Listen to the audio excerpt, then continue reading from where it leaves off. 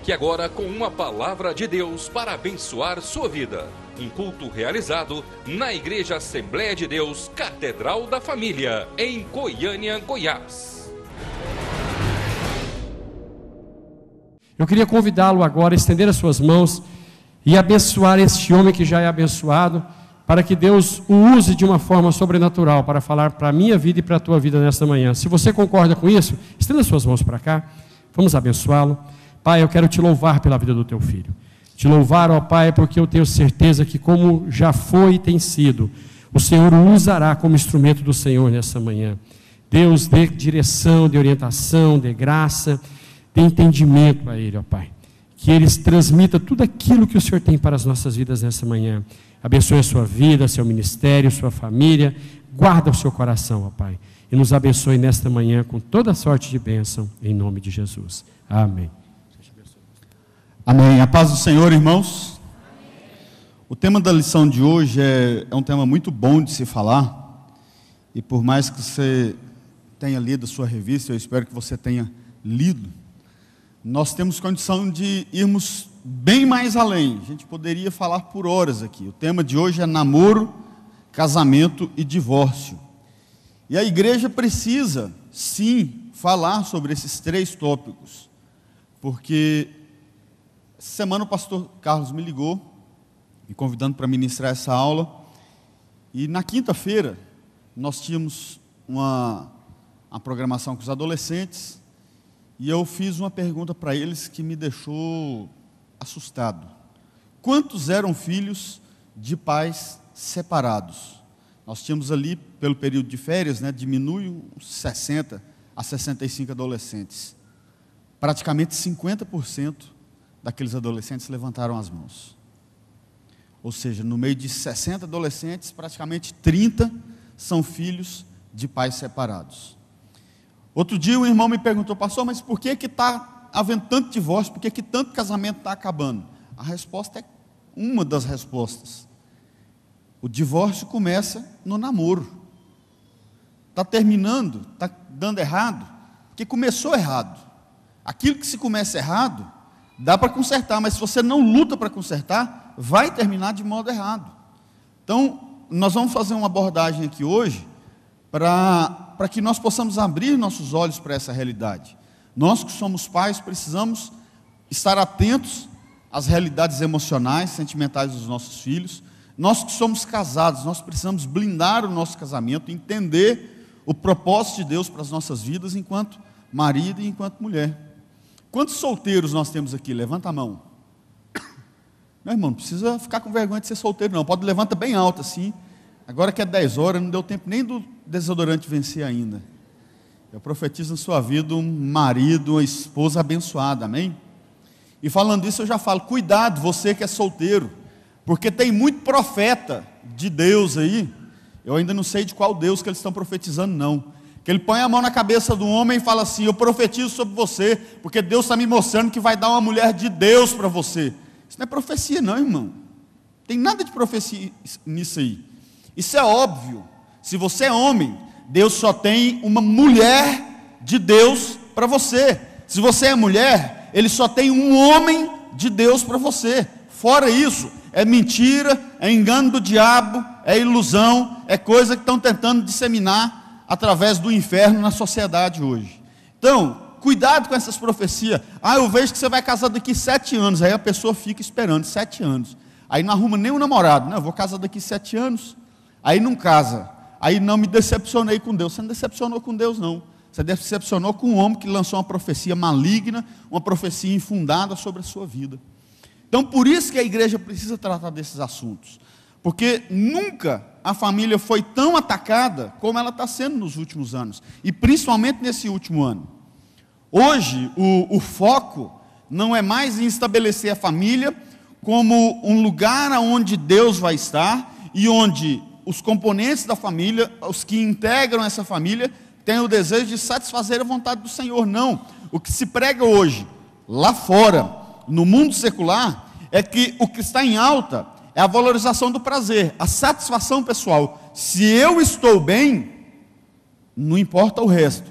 Na verdade, nós estamos vivendo uma época de satisfação da carne, dos desejos da carne, e não dos desejos ou da vontade do Senhor.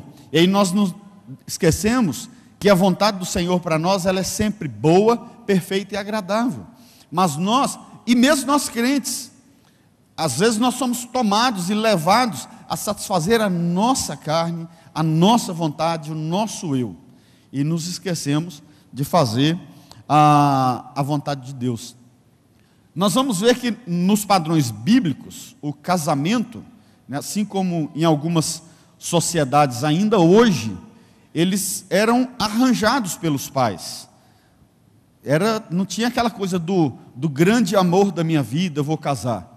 Eram casamentos, na grande maioria, arranjados pelos pais, sendo que os noivos, às vezes, eles se conheciam poucas horas antes da cerimônia, ou dias antes das cerimônias. É o chamado falar que aquela moça está prometida para aquele rapaz. E os judeus, eles seguiam esse costume. Algumas regiões ali de Israel, ou mesmo da Ásia, da África, ainda grandes sociedades exercem esse costume. Nos muçulmanos ainda é comum esse tipo de prática. E um caso bíblico de que foi muito comum e que todos nós conhecemos, talvez você vai achar que não, mas se você ler, você vai perceber. O caso de José e Maria, a mãe de Jesus, o pai adotivo de Jesus. Não houve aquela história de que José estava passando e se apaixonou por Maria, e foi lá, conversou com ela, mandou flores, e ela correu para os pais e falou: nossa, pai, conheci um rapaz lindo, trabalhador, honesto, temente a Deus, e eu quero me... Não, o casamento deles foi um casamento arranjado. Maria estava prometida para José, e na época do seu casamento ela era uma jovem. Por mais que hoje, no nosso contexto, possa parecer jovem demais, mas naquela época era comum. Maria, na época do seu casamento, ela devia ter entre 14 e 16 anos aproximadamente, e José já era aí dos seus 25 para cima. E isso era muito comum. Por mais que a gente ache que essa idade é prematura para se casar, e no nosso contexto histórico atual realmente é, mas naquela época era muito comum. Mas você não vai ver na história de José e Maria o momento de namoro. Não, ela já estava prometida, ela já foi tomada por noivado, por José, e por isso dá grande preocupação quando o Espírito Santo, através de um anjo, fala que ela teria um filho. E ela fala: como, se eu ainda não conheço homem algum? Ou seja, como que eu vou me engravidar se eu ainda sou virgem?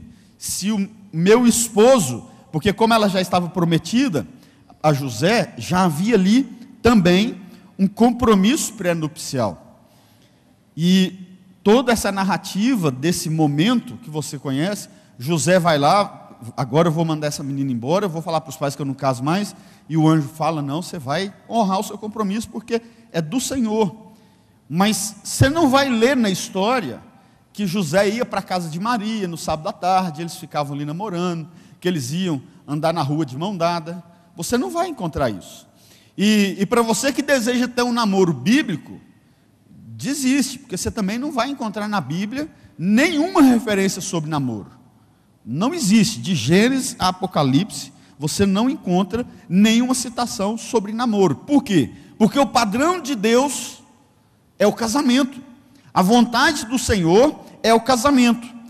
Não é vamos usar uma expressão aqui estranha, não é o beijo, o abraço. Queridos, nós, há 2 anos atrás, trouxeram um pastor, que era líder dos adolescentes, o Marlos, mas pastor Gustavo, eu ainda falei: vocês tomem cuidado, porque esse irmão, na hora que ele pregar na igreja, ele vai assustar. Eu já conheci o pastor, mas ele falou uma coisa que não é em 100% errado. O beijo na boca, ele é o começo do ato sexual. Não tem como. E não precisa levantar a mão não, mas nenhum de nós possivelmente foi gerado sem antes haver um beijo na boca. Os meus filhos não foram gerados sem antes haver um beijo na boca. Por quê? Porque a intimidade sexual do casal, o relacionamento sexual do casal, que vive debaixo de um relacionamento sadio, de um relacionamento abençoado por Deus, ele não é somente o ato sexual, ele tem toda uma preparação de carinho, de carícias. Então, o beijo é o start de uma relação sexual. Mas como assim, pastor? Eu namoro e eu beijo na boca, mas eu não tenho relação sexual. Querido, deixa eu falar uma coisa para você. O jovem ou adolescente que beija na boca, que se abraça, fala assim: não, pastor, eu beijo a minha namorada na boca, eu abraço, a gente até dá uns abraços bem apertados, mas eu não sinto nada. Procura um psicólogo, irmão, você está doente. Ou então você está mentindo. Ou então você virou anjo, tem que ir para o céu. Então por isso que Paulo nos orienta que é melhor não se abrasar. Mas se isso acontece, então é melhor que case. Agora, como que nós vamos então definir, né? Eu tenho brincado com os adolescentes, a partir do segundo semestre nós vamos mudar o padrão da idade de namoro. Nós vamos adotar o padrão de Isaac. Isaac era jovem quando começou a namorar, tinha 40 anos de idade. Então nós vamos adotar para os adolescentes o padrão de Isaac. Eu sei que vocês estão aí, brincadeira. Mas nós temos tomado cuidado, quando o assunto é namoro, de orientar o seguinte: o primeiro passo para o namoro tem que ser oração. Se você não ora, você não vai saber a direção de Deus para a sua vida. Um casamento abençoado, ele começa antes do namoro. Ele começa com oração. Um divórcio começa com um namoro fora dos princípios de um homem e de uma mulher de Deus.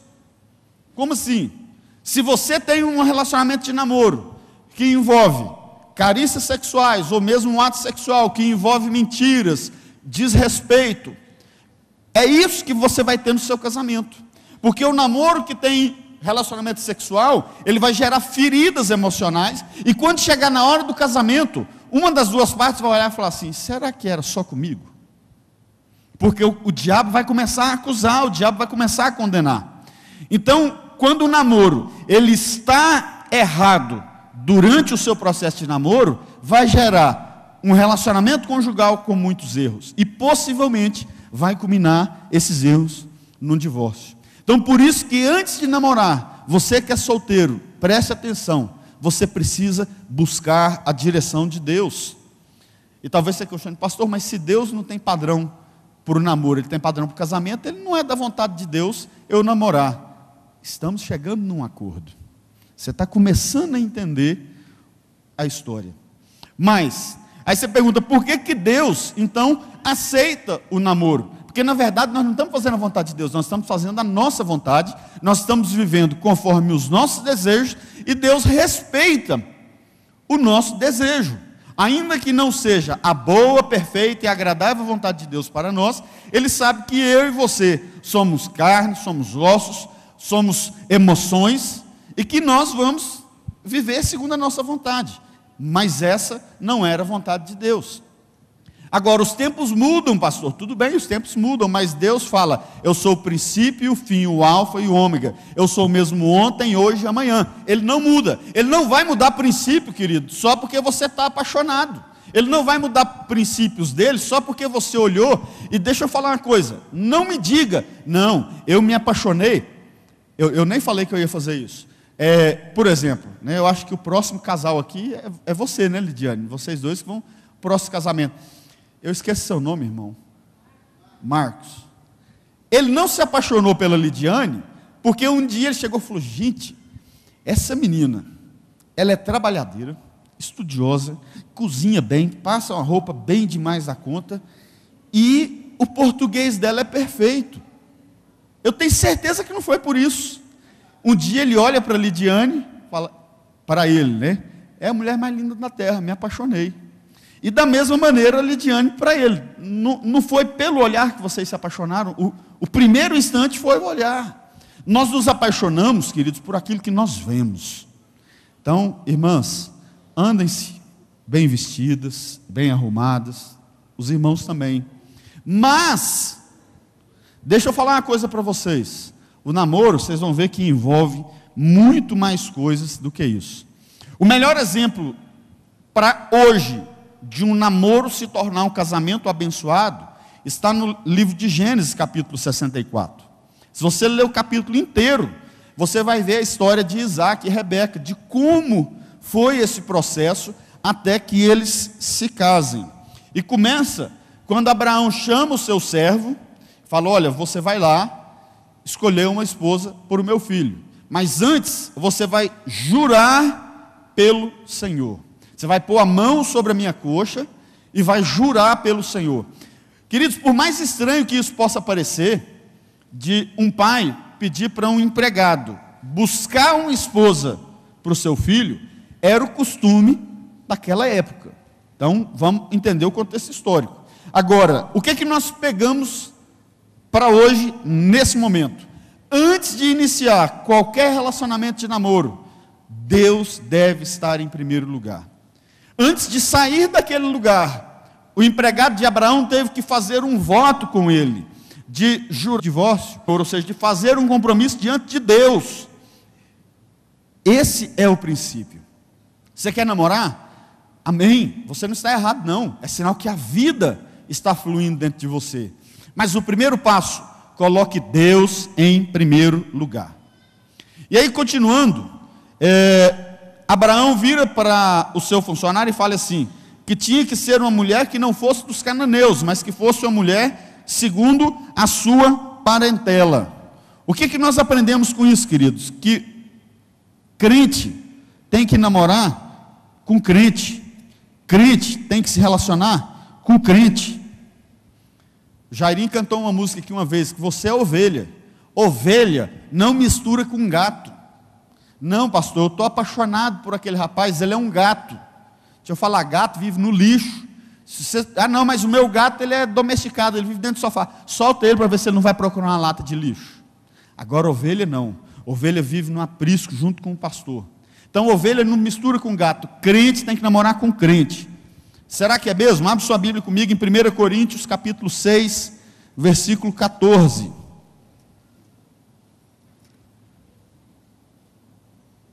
Perdão, queridos, não é primeiro, não é 2 Coríntios, tá? 2 Coríntios, capítulo 6, versículo de número 14.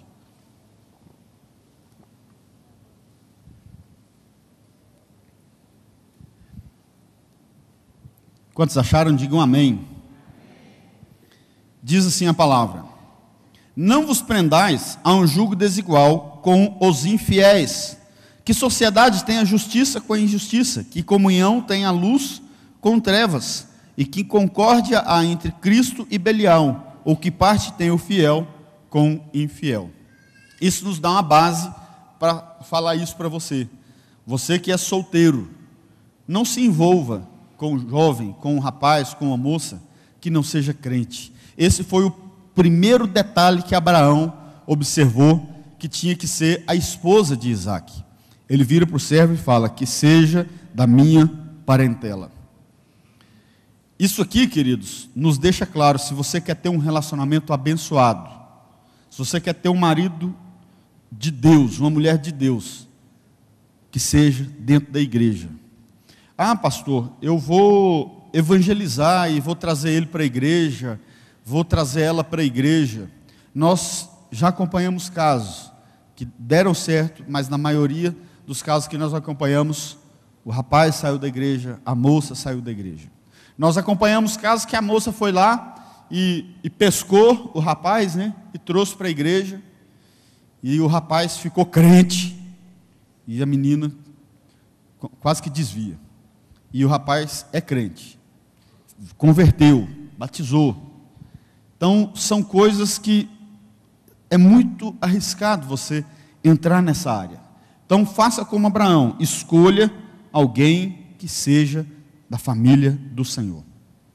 No versículo 12, lá de 64, o servo que agora representa Abraão e Isaac, ele pede direção para Deus, para ele não errar. Ele ora para o Senhor, fala, Deus, que eu não erre, e que quando eu chegar ali, Senhor, aconteça assim, assim e assim. Ele pede uma direção para o Senhor, porque ele sabe o seguinte, que ele tinha um compromisso com o seu patrão, que era Isaac. E ele sabia também a diferença que poderia acontecer, o desastre que poderia acontecer, caso ele leve uma mulher que não fosse da família de Abraão. Então, queridos, nós precisamos entender isso. Peça direção para o Senhor. Busque a direção.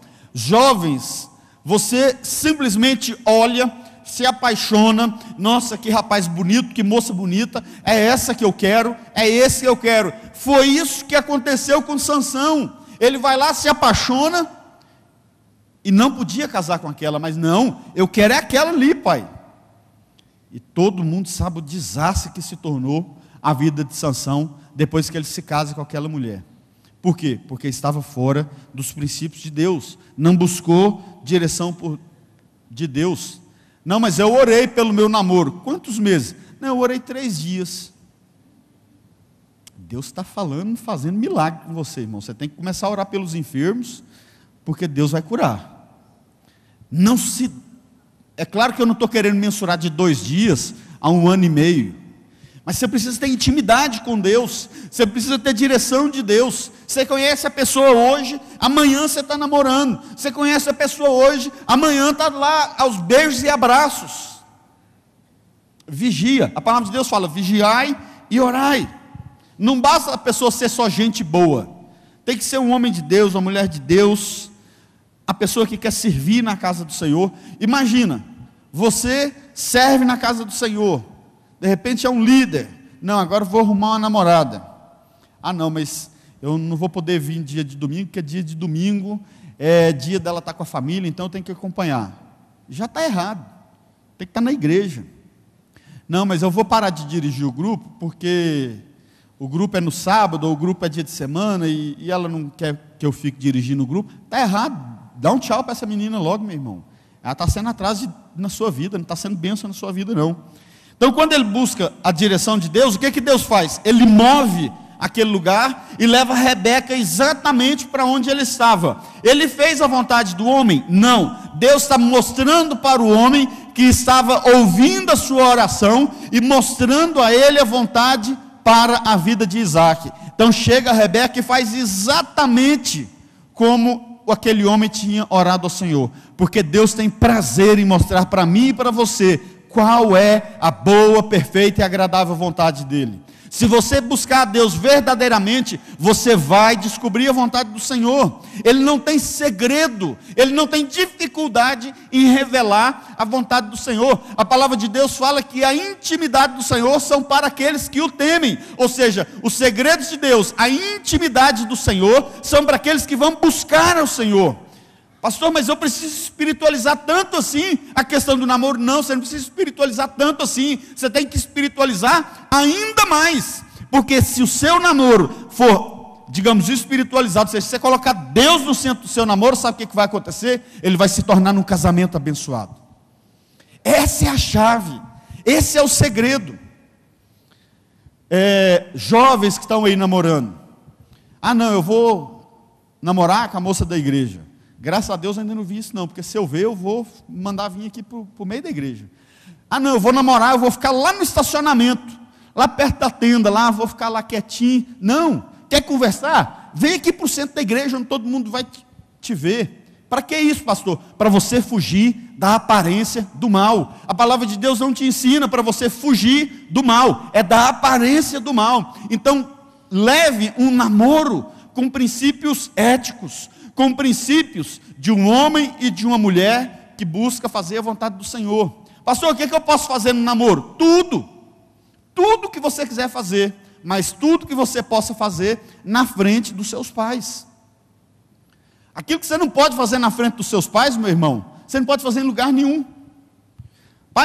Pastor, meus pais são permissivos demais, então não faça também.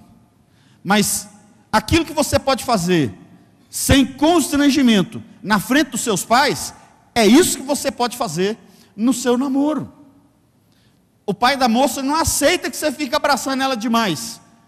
Então, é nem na frente dele e nem nas costas dele, em lugar nenhum. Sabe o que é isso? Honrar pai e mãe.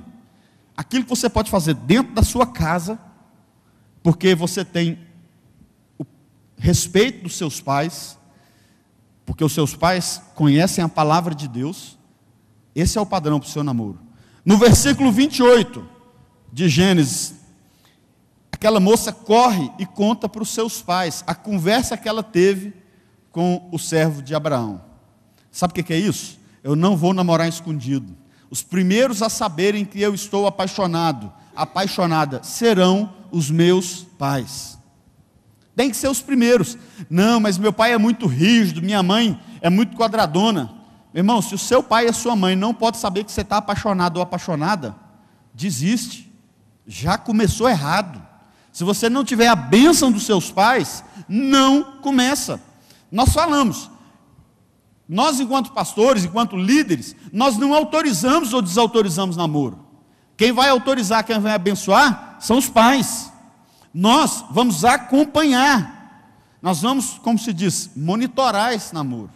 No dia dos namorados, o que a gente fez? Foi eu, pastora Juliana, Fernando, Eliane, Odilon e Alessandra. Pegamos os meninos aí que já estão com os 17, uns que estão fazendo 18, que estão orando. Tem um casal que já estava namorando. Fomos todo mundo para a pizzaria. Como diz os 3 casal de babá, né? Mas levamos os meninos junto com a gente para quê? Para ter comunhão. Para que eles juntos tivessem comunhão. Acompanhar o namoro. Pai, mãe, se você não está acompanhando o namoro do seu filho, você está errado. Você tem que sentar com o seu filho e conversar com a sua filha. No verso 51, o pai de Rebeca abençoa a sua filha para que vá e se tome por esposa de Isaque. Mais uma vez, não existe namoro, não tem como haver um casamento abençoado se o pai e a mãe não abençoar. O pai de Rebeca fala: minha filha, você quer? Quero. Então vai, que o Senhor te abençoe. Ele abençoou a filha. Quando eu pedi a pastora Juliana em casamento, primeira coisa que o meu sogro fez, se ela quiser, ou seja, ele transferiu a responsabilidade para ela, né? Ela não era boba de não aceitar, né? Mas depois ele falou o seguinte: eu abençoo. Nós tínhamos a bênção dos pais dela, tinha a bênção da minha mãe e do meu pai, né? Minha mãe, como diz, rezou a cartilha para ela lá, sogra, né? Mas a primeira coisa, tem que ter a bênção dos pais. Se você não tem a bênção dos pais, tchau para esse relacionamento. Versículo 63, a gente encontra Isaac esperando por sua futura esposa, só que ele não estava curtindo a vida doidado, ele não estava nas baladas com os amigos, ele não, a palavra de Deus fala que ele estava orando. Isaac estava orando, um exemplo de um homem de Deus que quer ser direcionado na sua vida sentimental pelo Senhor, é sinal de um homem ou de uma mulher que ora pela sua vida sentimental. Lá em 93, eu ouvia uma irmã orando: Deus abençoa meu esposo, abençoa meus filhos, abençoa a escola dos meus filhos. Eu olhava e falava: essa menina é doida, ela não tem nem namorada, já está orando pelo esposo, é louca, essa menina tem um parafuso na cabeça, como é que pode um negócio desse? Aí o bonito aqui foi falar com o pastor, né? Pastor, eu acho que a menina está doida, porque ela está orando pelo marido, pelos filhos, a menina não tem nem namorado, pastor, eu acho que ela ficou doida. Não, Darlene, ela está declarando a bênção naquilo que ela vai receber. Falei: opa, esse negócio é bom. É começar antes, vida de oração. Ele estava buscando no Senhor. Com certeza Isaac falava: Deus, não deixa que a mulher seja feia não. Se for, tudo bem, mas que seja pelo menos uma mulher trabalhadeira, que seja temente ao Senhor. E aí às vezes você não, Deus, eu quero é beijar na boca, eu preciso ter uma namorada, eu não aguento mais. Daqui uns dias vão me multar por água parada na boca, vai dar mosquito de dengue. Meu irmão, deixa eu te falar uma coisa. Espera no Senhor, faz igual Davi, vai orar. Esperei com paciência no Senhor e Ele ouviu o meu clamor. Você está com pressa? Calma. No momento certo as coisas vão acontecer. Quando você menos esperar, as coisas irão acontecer. Eu conheci a pastora Juliana, né? E por causa disso eu pedi para os adolescentes ficar no aniversário de já uma então ex-namorada minha, e quem a levou para o aniversário também já era ex-namorado dela. Que coisa mais esquisita do que isso, que maneira doida de se conhecer, mas era o propósito de Deus. Uma semana depois, a gente estava no aniversário, eu me despedi dela 7 vezes, e quem disse que eu consegui ir embora? Eu falava tchau e quem disse que eu conseguia ir embora, irmão? Era a mulher mais linda que tinha naquele lugar. Eu não conseguia ir embora, eu queria estar perto dela, né? E depois nós começamos a conversar e nós participávamos de um mesmo grupo familiar, ou seja, nós estávamos envolvidos na obra do Senhor e começamos a nos conhecer. Isso foi em agosto e fomos nos conhecendo durante 3 meses. Em outubro eu a pedi em namoro. Falei, você quer namorar comigo? Ela quer. Eu falei, mas peraí, eu quero namorar para casar. Ela, eu também. Então começamos a namorar, convivendo, participando ainda do grupo familiar, ia para a igreja junto, marcava de ir na igreja. Um dia chega na igreja, passadinho lá conversando com ela, eu chego com a planta, peguei na mão dela e falei, tchau, irmão. Ou seja, já guardando aquilo que o Senhor tinha separado para mim, mas não deixamos de ir na igreja. Nós só, no meu caso, com o consentimento do nosso pastor, eu me afastei da liderança de grupo quando chegou próximo do casamento. Os pais dela moravam em outra cidade, então a gente que teve que organizar muita coisa. Mas as nossas atividades na igreja continuaram. A nossa vida na igreja continuou. A nossa comunhão continuou. E sempre sendo acompanhados, nunca ficando sozinhos. E no versículo 65, terminando essa parte do namoro, um comportamento que foi praticamente esquecido hoje. Você vai ler e você vai ver que Rebeca pergunta para o servo, quem é aquele? É Isaac, filho do meu senhor. Opa, então peraí. Ela pega o véu e se cobre. A moça toma o véu e se cobre. Isso traz 2 comparações. Primeiro, essa vai para as irmãs, tá? As moças estão esquecendo de se cobrirem. Ao contrário, estão se mostrando cada dia mais para os rapazes. Minha irmã, deixa eu falar uma coisa para você. Se você quer conquistar um homem de Deus para ter como seu marido, você não precisa mostrar o seu corpo para ele. Se você quer conquistar um príncipe de Deus para você, comece a agir como uma princesa do Senhor. Somente uma princesa vai conquistar um príncipe de Deus. Não tem como, você não tem necessidade, você não tem chamado para ser vitrine, exposta para todo mundo ver. Pelo contrário, faça como Rebeca, cubra-se. Não estou falando que você vai ter que usar uma burca não, mas vista decentemente. Guarde-se. Outra coisa, cobrir com o véu mostra também a pureza da intimidade. Rapaz nenhum tem que encontrar a sua intimidade não, moça. Somente o seu esposo. Aquela moça, ela cobre o seu rosto com véu, porque era um costume da época, ainda é o costume em algumas sociedades, que a solteira tem que cobrir o rosto. Aquilo ali, ela está cobrindo a sua intimidade.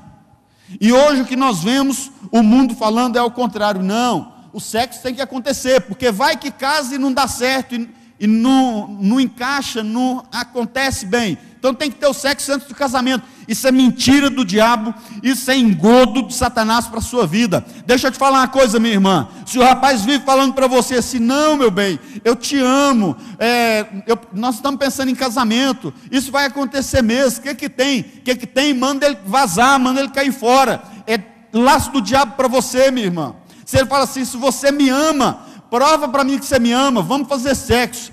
Então tá bom, se você quer que eu prove que eu te amo fazendo sexo com você, é você que vai provar que me ama sem fazer sexo comigo. Minha irmã, começa a se valorizar, começa a bater pesado. E deixa eu falar uma coisa, o rapaz começou, nos adolescentes eu falo, quando a gente prega fora, eu falo sobre isso, o rapaz começou a te alisar demais, mete a mão na cara dele, fala, rapaz, você me respeita, eu não sou essas vagabundas que você vê na rua não, eu sou mulher de Deus, eu sou princesa do Senhor. O que é isso, pastor? É uma vez só que você fizer isso, nunca mais ele põe a mão no você. A primeira vez que ele engraçar, você não me meter a mão, né? Falar, me respeita, rapaz. Você está achando que eu sou o quê? Nunca mais ele vai se atrever, a não ser que ele seja burro demais.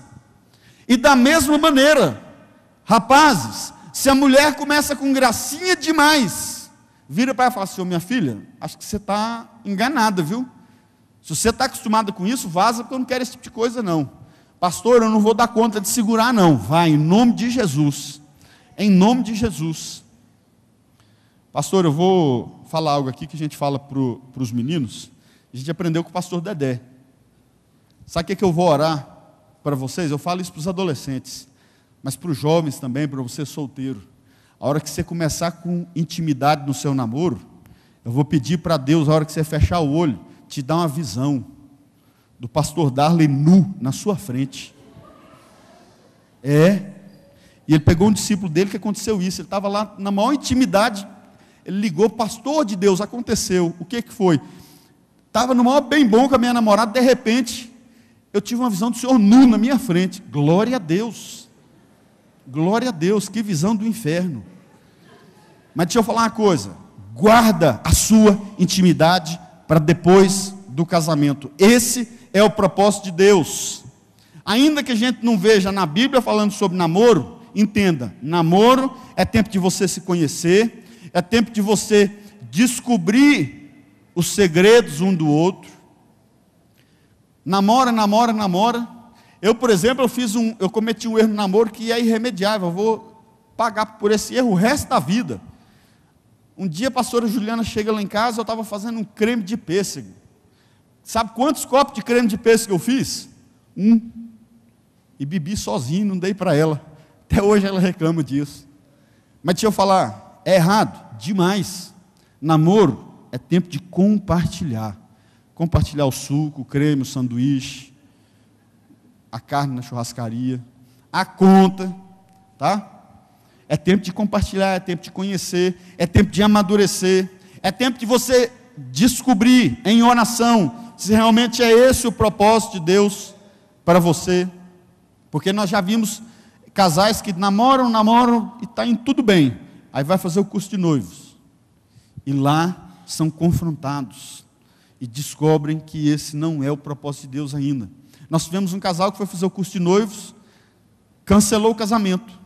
Foi casar quase 1 ano e meio depois. E graças a Deus estão bem. Mas se tivessem casado na época que queria, tinha sido um desastre.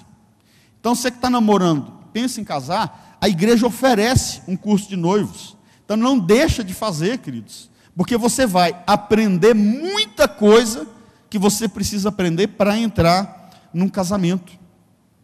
Idade para namorar, todo mundo me pergunta isso, pastor, que idade que é para namorar? Vamos adotar o padrão de Isaac, 40 anos. Mas como não dá? Pais, deixa eu falar uma coisa para vocês. É impossível você falar assim, meu filho não vai se apaixonar antes dos 18, minha filha não vai se apaixonar antes dos 20. Mentira, seu filho já está com 14, 15, já está apaixonado. Qual que é a solução? O que eu vou fazer? Você vai conversar com seu filho, você vai ensinar que não é hora, você vai ensinar que o momento é para estudar. Apaixonar é errado? Não, não é errado. É sinal que a vida está fluindo dentro do seu filho, dentro da sua filha. Mas ele precisa entender que existem prioridades a serem seguidas.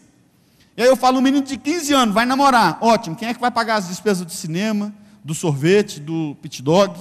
Ah não, meu pai me dá dinheiro, então tudo bem, a menina vai estar namorando com ele, mas de tabela vai estar namorando com o pai, porque é o pai que está pagando, o menino não trabalha. Da mesma maneira a menina. Então precisa haver um equilíbrio nisso aí.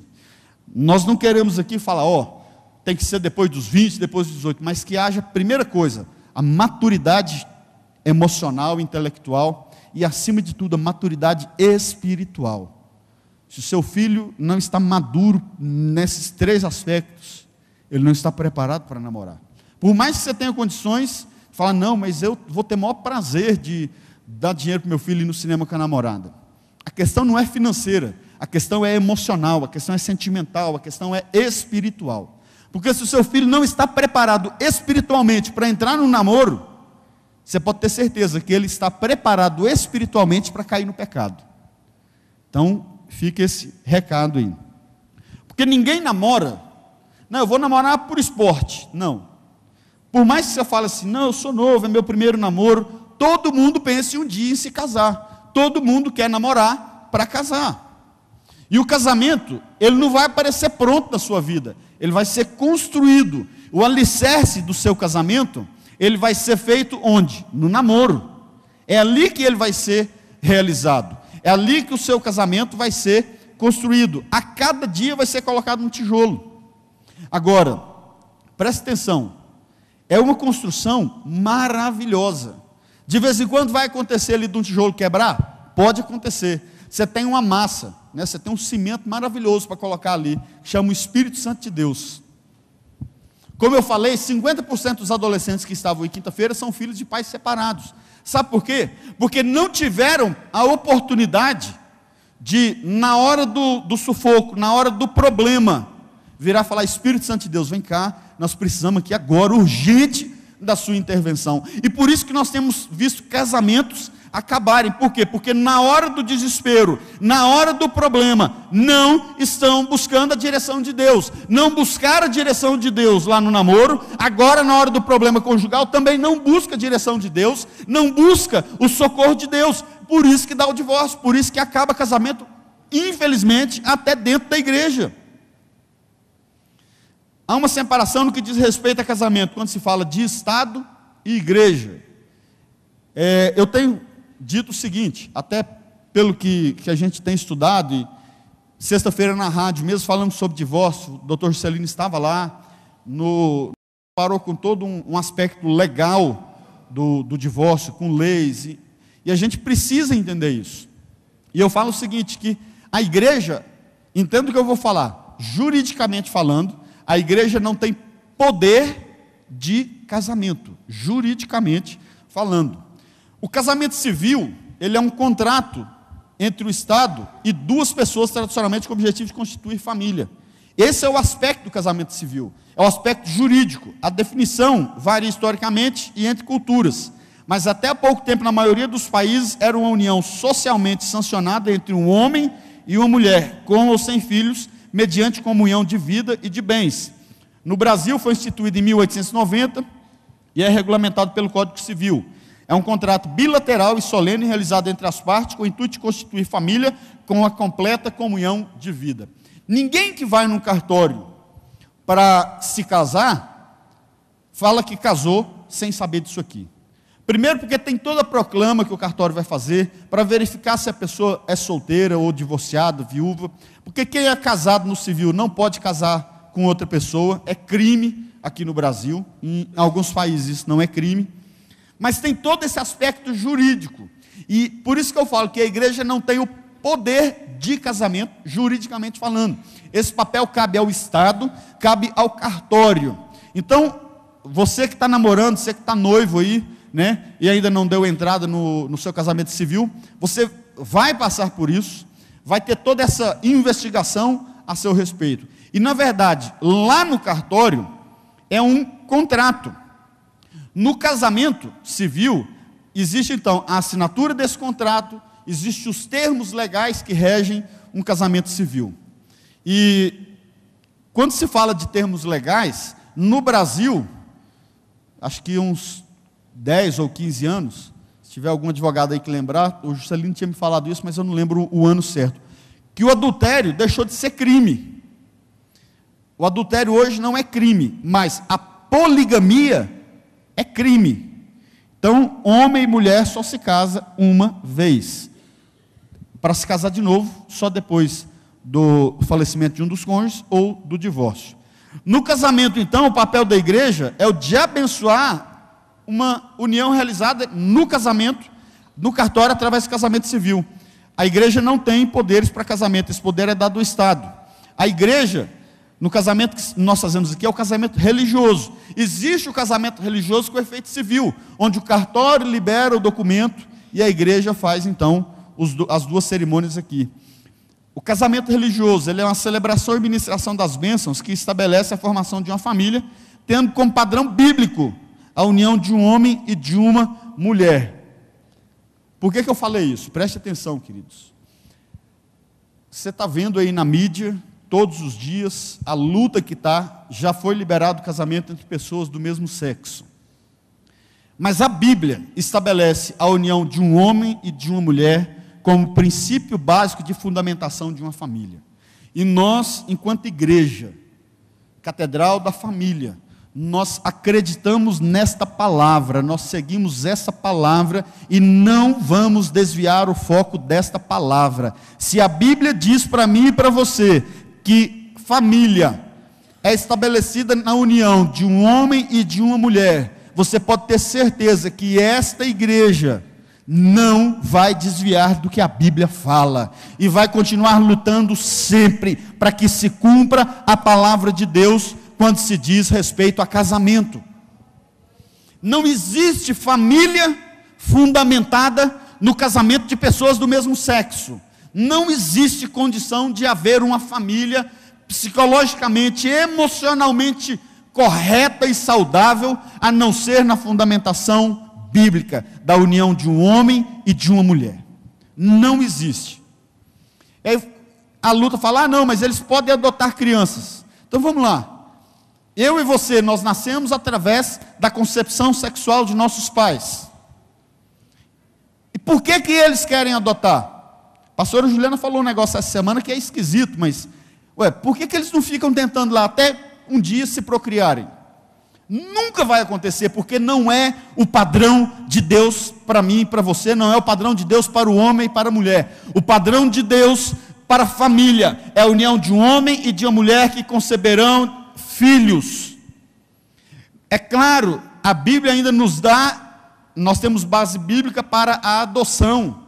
Nós temos casais que enfrentam a esterilidade. Nesse caso, o Senhor nos dá base bíblica. Moisés era filho adotivo, Jesus, por parte de pai, era filho adotivo, e a Bíblia nos trata como sendo feitos filhos por adoção. Então, se um casal enfrenta a esterilidade, eles podem sim, até biblicamente, adotar uma criança, mas família sempre foi, e para essa igreja sempre continuará sendo fundamentada na união entre um homem e uma mulher, e nós não vamos abrir mão disso em nome de Jesus, queridos.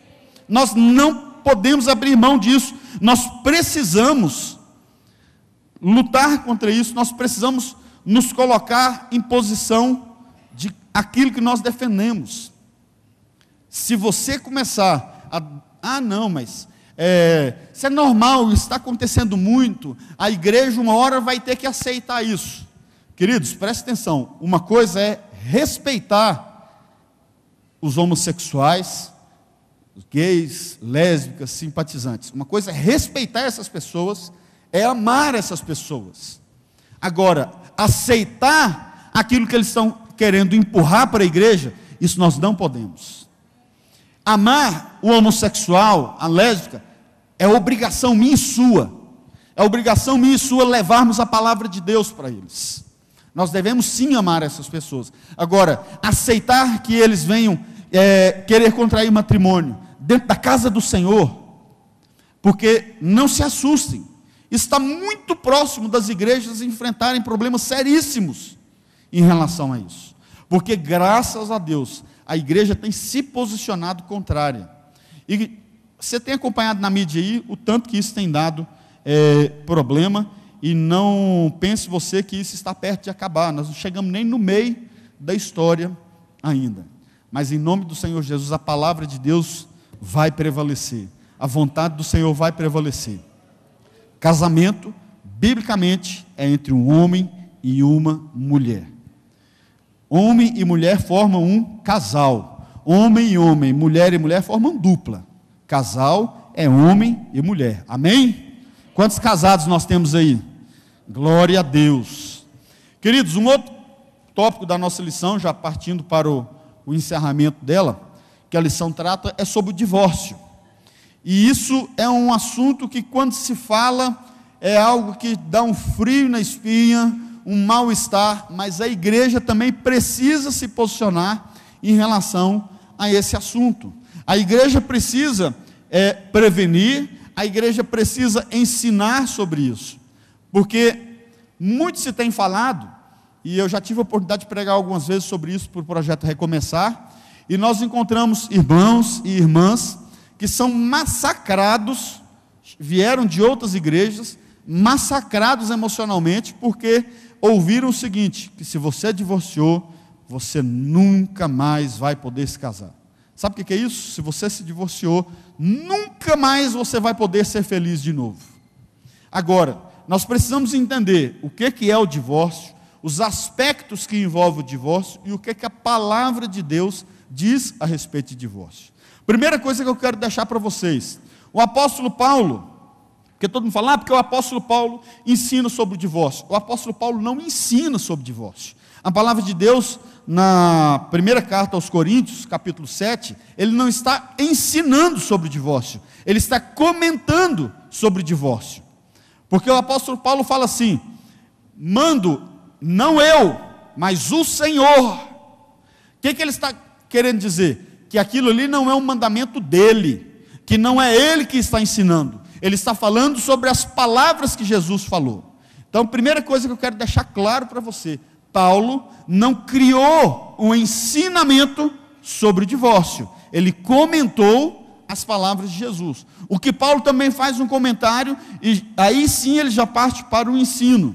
É que quando um homem ou uma mulher crente é casado com um descrente, e aquele descrente quer se separar, quer se divorciar, então que lhe dê a carta de divórcio, que lhe permita que ele ou ela vá embora. Esse é o primeiro aspecto que eu quero deixar para vocês, porque acontece uma confusão muito grande. Não, porque Paulo ensinou que não pode divorciar. Não, ele comentou sobre o que Jesus havia ensinado de não haver o divórcio. Amém? Até aqui tudo tranquilo?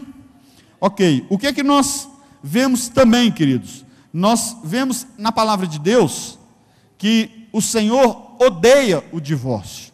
Pastor, divórcio é pecado? É pecado, porque se o Senhor odeia, ele só odeia aquilo que é pecado. A palavra de Deus estabelece o seguinte: assim não são mais dois, mas uma só carne. Portanto, o que Deus ajuntou, não separe o homem. É quando Jesus fala, Mateus capítulo 19, versículo 6. Só que Deus sabe que uma relação conjugal entre um homem e uma mulher, entre duas pessoas completamente diferentes, ela vai sim sofrer alguns possíveis danos no meio da caminhada. Por isso que ele fala lá em Malaquias 2,16, eu, Senhor, odeio o divórcio.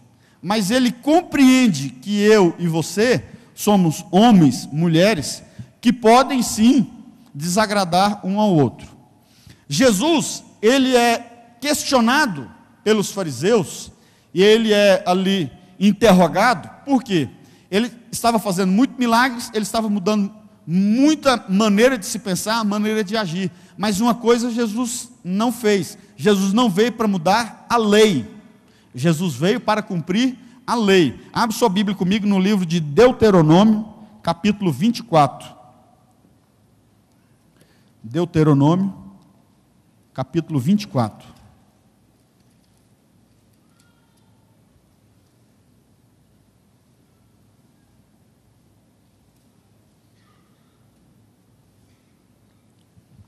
Nós vamos começar com esse texto, a parte do divórcio, para que você entenda as questões históricas disso aí.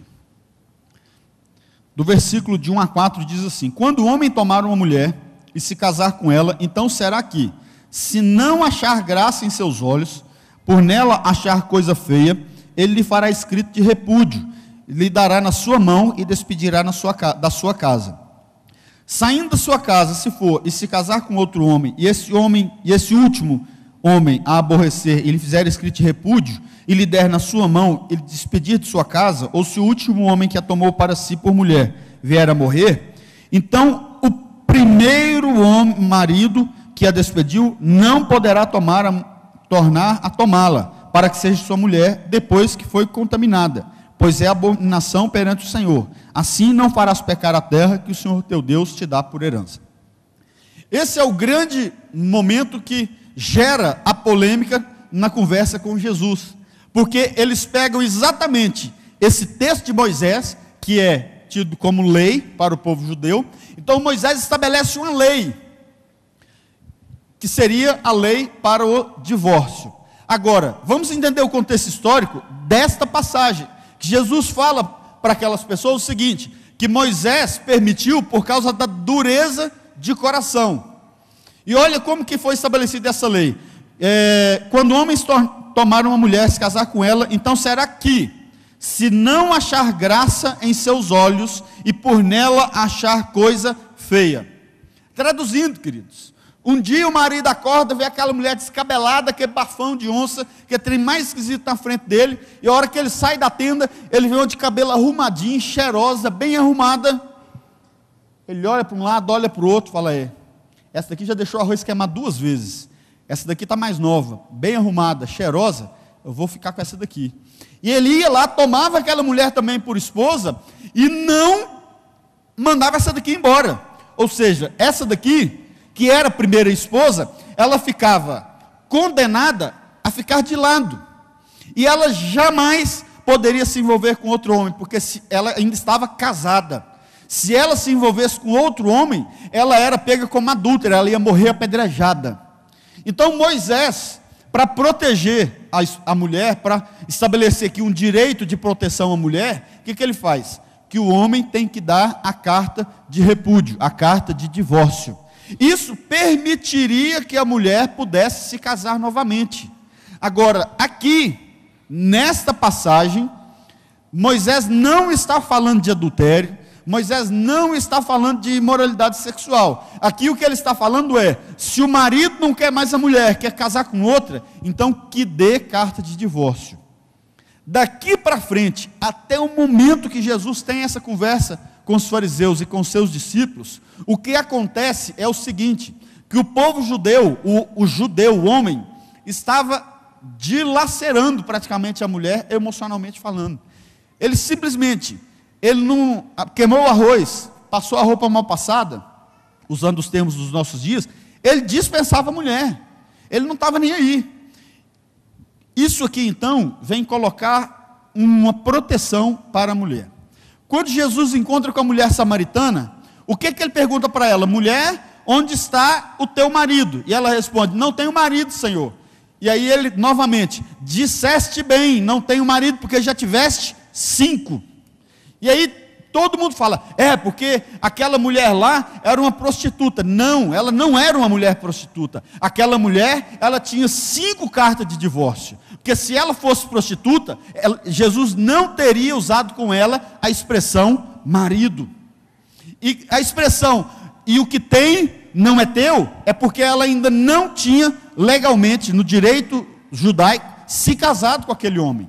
Mas aquela mulher não era prostituta, ela tinha 5 cartas de divórcio. No mínimo, ela era uma péssima esposa, mas ela não era prostituta. Agora Jesus, o que ele vai fazer? Ele vai estabelecer uma diferença. Abre sua Bíblia no livro de Mateus capítulo 5.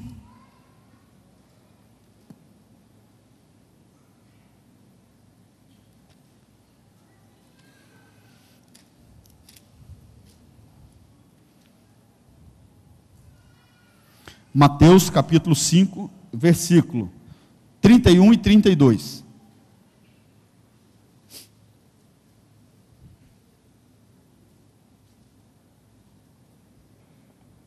Diz assim a palavra de Deus: também foi dito: qualquer que deixar sua mulher, dê-lhe carta de desquite, ou em algumas expressões de divórcio. Eu, porém, vos digo: qualquer que repudiar sua mulher, a não ser por prostituição, faz com que ela cometa adultério. E qualquer que se casar com a repudiada, comete adultério. Jesus agora estabelece um critério. Jesus agora estabelece um ponto-chave para que haja um divórcio: a prostituição, a imoralidade sexual. Agora, muita atenção nessa palavra. Essa versão, eu fiz questão de pegar essa versão que é a corrigida, que ela é uma das versões do português mais antigas que tem. Ela traz a palavra repudiada. Aquele que casar com a repudiada comete adultério. Muita atenção nisso que eu quero explicar para vocês. Em outras versões você vai encontrar com a mulher divorciada. Pastor, existe diferença? Existe, e grande.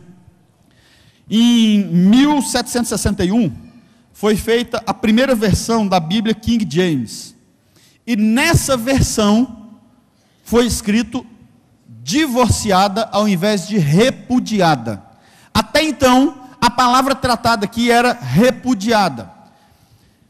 A palavra repudiada significa deixada, abandonada, largada. aquele que repudiar a sua mulher, ou seja, aquele que deixar a sua mulher e fazer com que ela se una a outro, faz com que ela cometa adultério. A mulher repudiada, ela é simplesmente a mulher separada. O casamento não foi dissolvido, o casamento não foi anulado. Ainda existe o compromisso legal de um casamento. Agora, em 1761, na King James, aparece então a expressão divórcio. De lá para frente, há então uma controvérsia, um desentendimento nas duas expressões.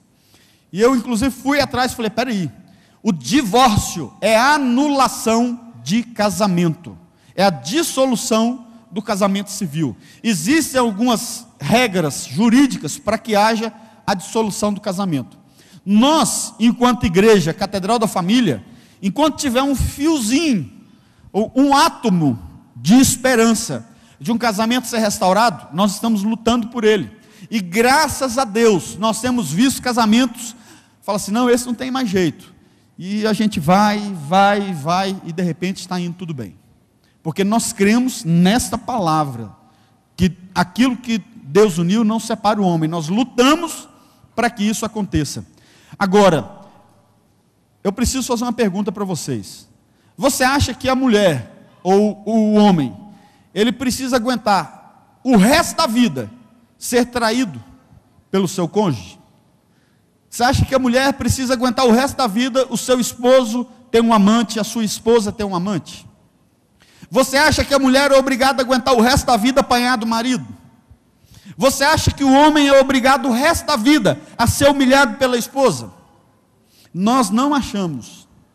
Agora, enquanto tiver oportunidade de fazer 1, 2, 10, 20 vezes um PCE, ser acompanhado aqui toda semana, queridos, e eu já atendi um casal, e eu falo isso porque hoje também é testemunho deles, de que o marido na mulher.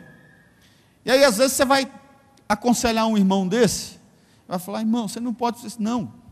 É numa hora dessa que nós temos que confrontar os dois. E graças a Deus aquele casal foi restaurado, aquele casal está vivendo bem.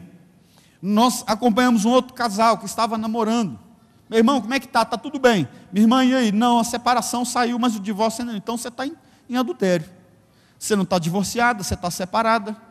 E eles terminaram o namoro. Sabe o que aconteceu? O rapaz está bem casado hoje, aquela moça voltou para o seu marido, estão vivendo bem, graças a Deus. Então a palavra precisa ser entendida. Existe uma diferença entre mulher repudiada e mulher divorciada. É claro que o contexto histórico em que foi escrito, ele é mais específico para a mulher, mas da mesma maneira, aquela que se casar com um homem repudiado, ou seja, que se separado, está em adultério. O homem que casar com a mulher repudiada, adultério. Pastor, e o homem que se casar com a mulher que está divorciada, está em adultério? Não. Por quê? Porque o divórcio anulou o casamento. Por isso que a nossa igreja investe em projetos como o Projeto Recomeçar, para que haja, não casamento, esse não é o objetivo maior, não é o tópico central desse ministério, é para que haja cura, para que haja restauração, para que haja comunhão entre essas pessoas, que lá fora, queridos, são humilhadas, sofrem preconceitos dentro de outras igrejas, mas chegam aqui na Catedral da Família, encontram amparo, amparo numa igreja, amparo na palavra de Deus. É isso que essas pessoas precisam. Então, entenda que Jesus, quando faz isso, ele estabelece um critério. Agora, quando se fala de infidelidade, não diz respeito somente à infidelidade sexual, o adultério em si, mas quantas maneiras nós poderíamos relatar aqui de infidelidade? Quantas maneiras que nós temos de sermos infiéis ao nosso cônjuge? Porque nós prometemos no altar, prometo te honrar, te respeitar, e faz aquele monte de votos. Quando eu e você deixamos de cumprir um daqueles votos no nosso casamento, nós estamos sendo infiéis aos votos que nós fazemos. Por isso nós temos que lutar todo dia para restaurar o nosso casamento. Então, até aqui, ficou claro a diferença do que Moisés falou e do que Jesus falou? Alguém tem alguma dúvida dessa separação? Moisés libera então a carta de divórcio para que a mulher pudesse casar novamente. Jesus, ele mantém a carta de divórcio. Ele não aboliu a carta de divórcio, ele agora coloca um critério. E estabelece também que aquele que casar com a mulher abandonada, ou seja, apenas separada, esse sim estará em adultério. Quando nós entendemos isso, nós vamos entender que o Senhor tem sim um propósito de abençoar o homem e a mulher divorciada. Por isso que nós mantemos uma estrutura como o Projeto Recomeçar. Agora, deixa eu falar uma coisa para vocês. E aí eu tenho que voltar. O divórcio é um pedaço horrível. Quando se vive o divórcio dentro da igreja, então, é pior ainda. Porque quando tem um homem ou uma mulher que vem já divorciado, eu não conhecia a palavra, eu não era crente. Com certeza foi doloroso, foi traumático. Agora, quando nós estamos dentro da igreja, conhecemos a palavra de Deus e ocorre um divórcio, não é mais ou menos traumático, mas para a igreja, o sofrimento é ainda maior. Por quê? Porque nós estamos percebendo um casal que conhece a palavra se divorciando. Sabe o que vai acontecer, queridos? No mínimo, um dos dois sai da igreja. É impossível falar, não, mas divorciou e está os dois firmão na mesma igreja. Eu, particularmente, não conheço nenhum caso. Nenhum caso. Agora, a ferida maior ainda num divórcio, além do casal, além dessa separação do corpo de Cristo, dessa briga que há, a ferida maior ela vai ficar por conta dos filhos. Filhos de um casal divorciado são os que mais sofrem. Nós vemos, e hoje, em 2010, o presidente Lula, né, acho que a expressão correta é essa, sancionou uma lei, né, que agora a alienação parental, ou seja, você colocar o seu filho contra o pai, ou o pai colocar o filho contra a mãe, é crime. Então, meu irmão, eu não vou pedir para que você levante a mão, mas se você é divorciado, pense nos seus filhos. Não fique jogando seus filhos contra o seu ex-cônjuge. Isso agora é crime. O seu próprio filho, ele tem o direito legal de formular uma queixa contra você. Isso é considerado crime, tá? Agora, entenda, você que passou pelo divórcio e que tem os seus filhos precisam ser curados. Os seus filhos precisam ser amados. Você que é filho de pais separados, de pais divorciados, nós falamos sobre isso quinta-feira. Eu falei que quinta-feira eu não preguei para os adolescentes, quinta-feira eu preguei para os filhos. Nós, enquanto filhos, você enquanto filho de pais separados, você é um canal de bênção de Deus na vida do seu pai, na vida da sua mãe. Ainda que não haja mais a possibilidade da restauração de um relacionamento conjugal, você como filho precisa ser um abençoador do seu pai, um abençoador da sua mãe, porque o que nós estamos vendo são pessoas se perdendo no meio da vida por causa do divórcio, perdem o casamento, perdem a estrutura emocional e perdem a sua comunhão com Deus. E a igreja tem se levantado nesses dias para pregar, claro, contra o divórcio, para pregar a favor da restauração de um casamento, mas também para ministrar a palavra de Deus no que diz respeito. Você que é divorciado, que é divorciada, meu irmão, o Senhor tem um plano para que você seja feliz mais uma vez. Não desista. Agora, sabe o que você precisa fazer? Você precisa aceitar essa situação que você está vivendo. Pastor, eu sou divorciado, mas eu não venho no projeto Recomeçar. Está errado. Você precisa estar no meio desse projeto. Você precisa estar fazendo parte dessa estrutura da igreja. Pastor, mas eu não estou pensando em casar de novo, não. E ninguém está falando para você pensar em casar de novo. Você vir para o projeto Recomeçar não significa que agora eu estou aqui, vão me arrumar um marido, vão me arrumar uma esposa de novo. Se você vem com esse propósito, o seu foco está errado, o seu objetivo está errado. O objetivo é que você seja abençoado, que você seja ministrado através da palavra de Deus, para que você tenha comunhão, que você seja ensinado e que você possa testemunhar também com outros irmãos e irmãs que vivem a mesma realidade que você. Então, eu quero aqui, hoje o presbítero Leomar não está aí, a Célia estava por aí, né? Cadê a Célia? A Célia, irmã do pastor Salmo, está lá no fundo. Depois, se você quiser maiores informações, você vai procurar a Célia, tá? Célia, eu sou divorciado, eu sou divorciada, não tenho vindo ao projeto Recomeçar. Como que funciona? Tem a Célia, tem a Cristina, né? E nós temos visto realmente homens serem abençoados, mulheres sendo abençoadas. Sexta-feira levamos lá o pastor Milton na rádio, que também deu um belíssimo testemunho lá. Então, esse é o nosso objetivo, abençoar a sua vida. Se você experimentou o divórcio, nós temos a certeza que não foi fácil, mas nós temos também a certeza de que Deus tem algo maravilhoso para fazer na sua vida. Amém? Concluindo então, queridos, namoro, casamento e divórcio. Os três têm uma ligação. Se você começa um namoro errado, se você começa um casamento errado, você vai terminar esse casamento de forma errada, através do divórcio. O desejo do nosso coração, para você que é solteiro, busque a direção de Deus.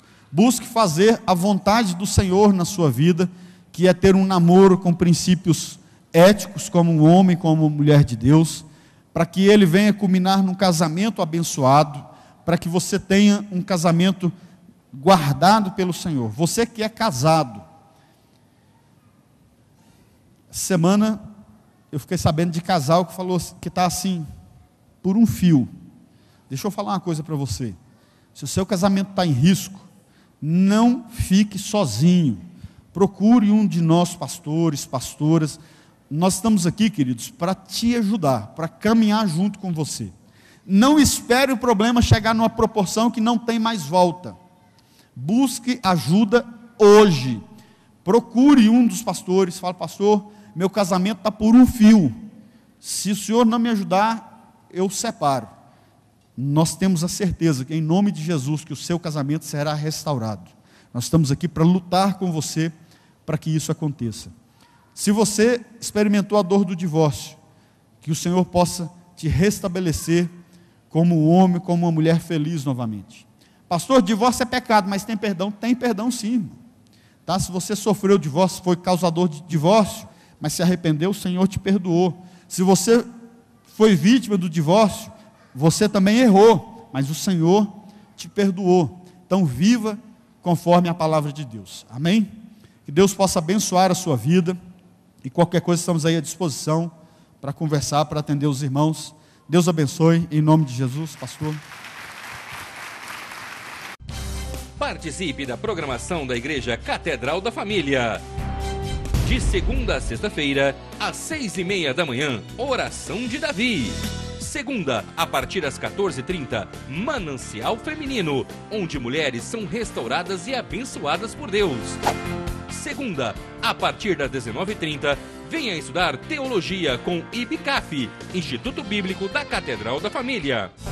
Terça-feira, às 19h30, venha ser um intercessor na Escola de Intercessão. Quarta-feira, às 19h30, culto de ensino da Palavra de Deus. Quinta-feira, às 20 horas, reunião dos adolescentes, Geração Daniel. Sábado, muito louvor e adoração com a juventude animada da Igreja Catedral da Família. Sábado, às 20 horas, projeto Recomeçar. E domingo, às 9 horas da manhã, participe com sua família da Escola Bíblica Dominical. E domingo, às 18 horas, grande culto de celebração a Deus.